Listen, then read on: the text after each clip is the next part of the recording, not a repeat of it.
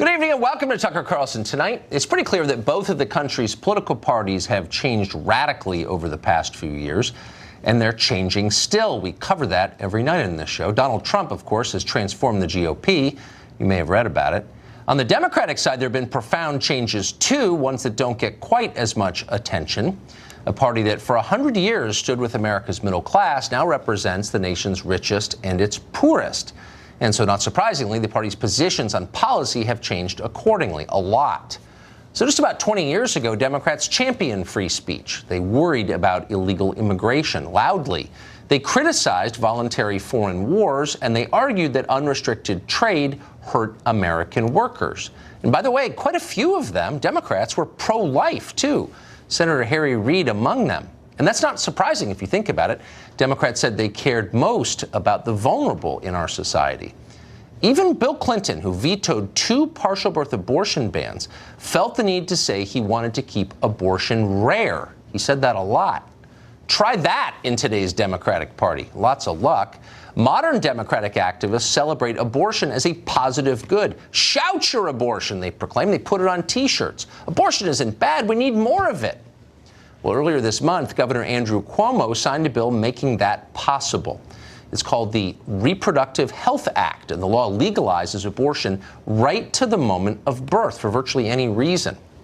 Now, to most people, aborting a child moments before delivery might seem uncomfortably like killing. A lot of pro-choice people feel that way. It's a concern. Well, Cuomo's law addresses that concern. The law declares that children who have not yet been born are not, in fact, human. So don't worry about it. Cuomo illuminated the new World Trade Center in Lower Manhattan with pink lights to celebrate the bill signing. He described it as a profound moral victory. Now, the national press didn't spend a lot of time covering this. No matter how much you might like Roe v. Wade, maybe you love it. There's still something pretty ghoulish about celebrating third-term abortion. Maybe that's why only a tiny percentage of American voters support it, around 13%. Small percentage. Nobody really wants to hear the details about any of this, so nobody asks. And that's why the video we're about to show you, which is not gory, don't worry, but it is remarkable. In it, a Virginia Democratic lawmaker called Kathy Tran explains in detail a bill she's introduced that will remove all restriction on late abortion. She was asked, well, what would that mean exactly? And Tran tells the truth. Watch this. Where it's obvious that a woman is about to give birth. She has physical signs that she is about to give a birth. Would that still be a point at which she could request an abortion if she was so certified? She's dilating. Mr. Chairman, that would be a decision that the doctor, the physician, and the woman would make. I understand that. I'm asking if your bill allows that. My bill would allow that, yes. So, abortion at the point of dilation. If you're confused about what that means, ask anyone who has given birth. And then think about it for a second. There's a lot going on, obviously, but just think about that for 1 second. You may be pro-choice. Are you okay with that? Virginia's governor is okay with that. He's thought about it. Ralph Northam is his name. He's been in office a little over a year. He's often described, in fact, always described as moderate. And that's pretty amazing given his reaction to Kathy Tran's late-term abortion bill. This is from today. Watch this. It's done in cases where there may be severe deformities. There may be a fetus that's non-viable. So in this particular example, if a mother is in labor, I can tell you exactly what would happen. The infant would be delivered. The infant would be kept comfortable. The infant would be resuscitated if that's what the mother and the family desired. And then a discussion would ensue between the physicians and the mother. A discussion about killing the infant? The infant. He's direct enough to call the infant what the infant is. But again, the infant would be delivered and resuscitated if that's what the mother desires. Quote, in other words, the governor of Virginia has just told us in public on camera that it's okay to kill a child after the child has been born. That used to be called infanticide, not rhetorically, but literally infanticide, taking the life of a child who is breathing. The governor seemed to just say that. Did he misspeak? Well, you'd hope, but no, he didn't. Ralph Northam is a physician. He's a pediatric neurologist, in fact. He's not some clueless layman who mangled a NARAL talking point. This is really what he thinks. This is what his party thinks, though no one ever says it, but it's true. This is the new moderate pro-choice position. You should know that. Lisa Boothe is a senior fellow at the Independent Women's Voice, and she joins us tonight. Lisa, thanks very much. So this is one of those trends that's kind of escaped notice. It's not just in the two states we highlighted, Virginia and New York. There are also bills in Vermont and Rhode Island and probably a bunch of other states to allow this. Tell us what you found out about this legislation. Yeah, I think what's pretty terrifying, or as you pointed out, gone are the days of President Clinton saying that abortion should be, safe, legal, and rare. And now you have people like Governor Ralph Northam, who's supposed to be a moderate, openly advocating for infanticide. And what we've seen with this trend is Democrats embracing abortion up until the moment of birth. And what I think is so interesting about this is Democrats are now embracing this position that is wildly out of touch with the majority of Americans. You look at a Marist poll done in January, and 75% of Americans only supported abortions for 3 months and below, including 61% of 61% of people who were pro-choice even only supported that. And the reason being is because you look at abortions at the third trimester, it's barbaric. You're talking about injecting a baby that is viable at this point outside of the mother's womb, head, torso, or heart with digoxin, and forcing this child into a full lethal cardiac arrest. The mother is then going to carry this dead child in her womb for 2 to 3 days and then have a stillborn baby. So that is why you have the majority of Americans that oppose this kind of thing. Well, it's just so interesting that this is happening, and it's coordinated by abortion providers, who obviously are major donors to the Democratic Party. But it's happening at exactly the same moment that the party is working itself into a frenzy of moral concern about people who are in our country illegally, about climate change. The message is this is a party that really cares, and yet here you have a sitting Democratic governor saying, yeah, you get to kill the kid, the child, if you want. Has anybody said anything about this on the Democratic side? I have not heard much from the left on this outside of, endorsing it like Governor Andrew Cuomo obviously did when he signed the Reproductive Health Act into law in New York City. But you're right, Tucker. The left tells us that a wall is immoral, but this is somehow moral. And I really think that Democrats need to check themselves, Tucker, because they are so wildly out of sync with the American people. And remember, Hillary Clinton had even supported repealing the Hyde Act, which is decades-old law that majority of Americans support as well, which would allow for the funding of taxpayer funding of abortion. So Democrats are now becoming way out of sync with Americans. And I think Republicans should raise the alarm on this, get loud, and so should President Trump, because Democrats are out of sync with Americans on this. Yeah, it seems that way. Lisa Boothe, thanks very much. Thank you, Great to see Tucker. you. Monica Klein is a founding partner at Seneca Strategy. She joins us today. Monica, thanks a lot for coming on. Yeah. I'm sure you describe yourself as pro-choice. I bet a lot of people watching right now think of themselves as pro-choice. So I'm not attacking you for that. But I wonder what you think of what Dr. Northam, the governor of Virginia, just said, that when he described the child as an infant, is born, there's a point where the mother and the physician can decide whether to kill the infant or not. What do you think of that? Look, Tucker, I understand that you want to go back to a time where Roe v. Wade was illegal, where women were having back alley abortions, and they were using coat hangers to have abortions, which is actually what's barbaric. I'm giving you time to make a real argument. I'm not arguing for the repeal of Roe v. Wade. I'm a very straightforward person. That is what you're essentially saying. Actually, no, that's not what I'm arguing.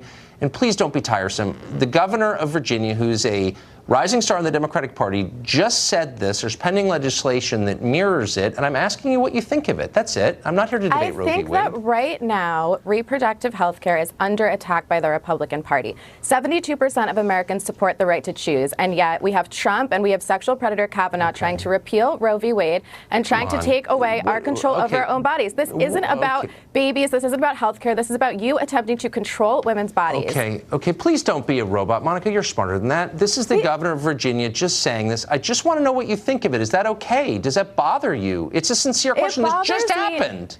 Okay, it bothers me that you are attempting to control women's bodies. That's what you're doing. You are. The Republican Party right now is working overtime to repeal Roe v. Wade and to take away choice in every single state. I wonder if you think you're convincing anybody, or if your unwillingness to address what just happened today on tape that we just played is a sign that you can't defend this. And if you can't defend it, I wonder why that is. Have you paused to ask yourself, as an American, as a person, as a woman, what do I think of that?